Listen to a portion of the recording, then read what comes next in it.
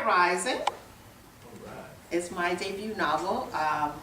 It's Adam Clark, who's actually also in the movie version of Butterfly Rising. That will be out. We'll start doing the festival circuit next year. Butterfly Rising is a book that was inspired by many events in my life. Probably the first big one being that my brother died about 6 years ago. And was very attracted to butterflies during that time in my life. And I got on the internet and started researching butterflies, and the information I got about butterflies was that the story about butterflies, the legendary sort of story about butterflies, is that when people died, they went into the body of a butterfly. And whenever I would see white butterflies in particular, I always thought that somehow my brother was in the white butterfly. And so that's going on in the background of my mind. Also going on in the background of my mind, how are you? How you doing? Good, thanks. Aretha Franklin's music. You know, Aretha Franklin sings great songs about love and loss and pain and women and journeys and all kinds of good stuff.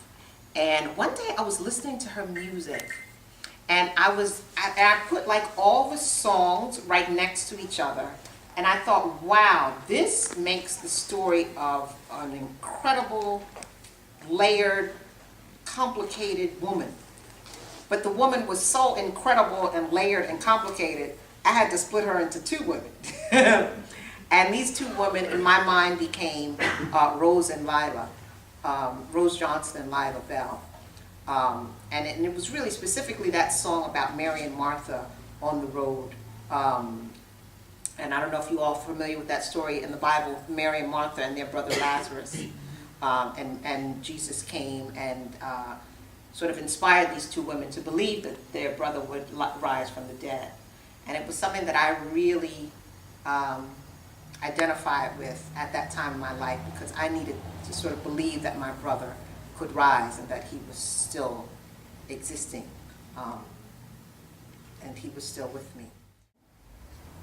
So Butterfly Rising is a story about two women, Rose Johnson and Lila Bell, who take a road trip to meet a mythical medicine man named Lazarus of the Butterflies.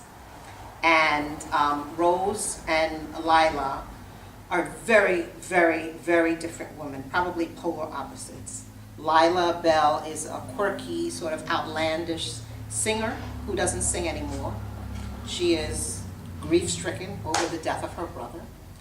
And she has these fits of fury of darkness. She has these sort of spells that she comes in and out of.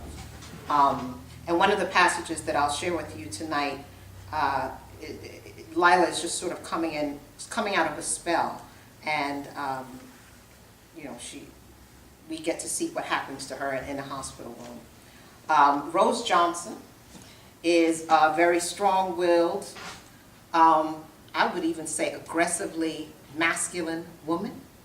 She is very sexually free. She has relationships with other women's husbands, and she makes no apologies for it. None. And this doesn't go over too well in this small town.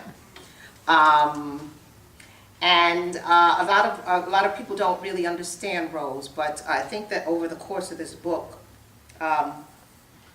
you know, she's a woman that you understand and you have compassion for.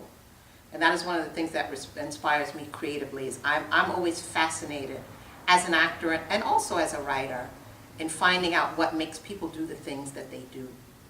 And usually when you get down to what makes people do the things they do, it doesn't seem so bad, right? And we can develop some compassion for them and for ourselves, really, quite frankly. Like I said, this is, we have the country chorus, you know, this little town of Lucasville. Honeychild is, you know, the one in town who's always talking about people. We all know who Honeychild is in the community. And she owns a little country store, and she's a busybody. Ruth is the wife of the man that Rose is having an affair with. She's sort of the matriarch of the town. She has these fish fries every Friday. The last fish fry that she had is a fish fry where Lila Bell, the sort of loopy one, had a blackout. And this is the result of the blackout. And Lila Bell is in the hospital.